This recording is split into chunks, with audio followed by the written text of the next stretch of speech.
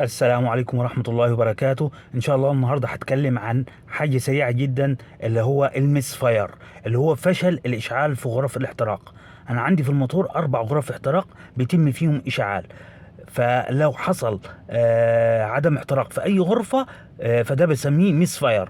وبيبقى النتيجة بتاعتها إن أنا بلاقي في اهتزاز ورعشة وتفتفة كبيرة في الموتور. وبرضه لو رحت للشكمان من الخلف، فهلاقي في تقطيع في العادم اللي هو طالع.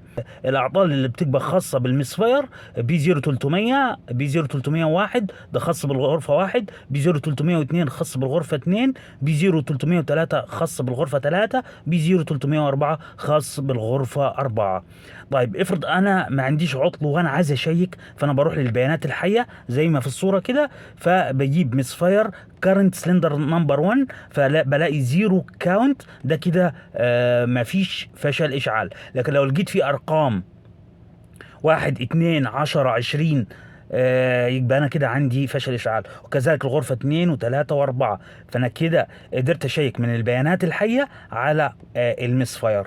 طبعا انا عندي لو في مسفاير، او خلاص بقيت عارف ان انا عندي مسفاير، هشيك على الموبينه، على البوجيهات، على رشاش البنزين. تمام. ولو كل ده تمام، يبقى انا عندي مشكله في كبس الموتور. فسريعا حبيت اتكلم على اعطال المسفير، وان انا ادخل على البيانات الحيه اراقب منها. فده الوضع الصحيح لاي عربيه، ان يبقى عندي كله اصفار. تمام. لكن لو في ارقام، يبقى انا عندي مشكله. وكمان القرايه دي الاحظها الوقت طويل، لان احيانا بيحصل في عربيات ان العداد ده مثلا يكمل 10 ويروح يرجع للزيرو، يكمل مثلا 20 عدد ويرجع للزيرو. تمام. فبيبقى عندي زي عطل خبيث في المسفاير. لكن لو حاجة واضحة هلاقي هنا رقم كبير. ولو عندي مسفاير في أكتر من غرفة، تمام، فأنا بشوف الرقم الكبير فيهم.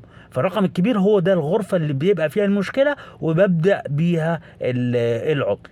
أتمنى أكون أفدتكم، وشكرا لكم.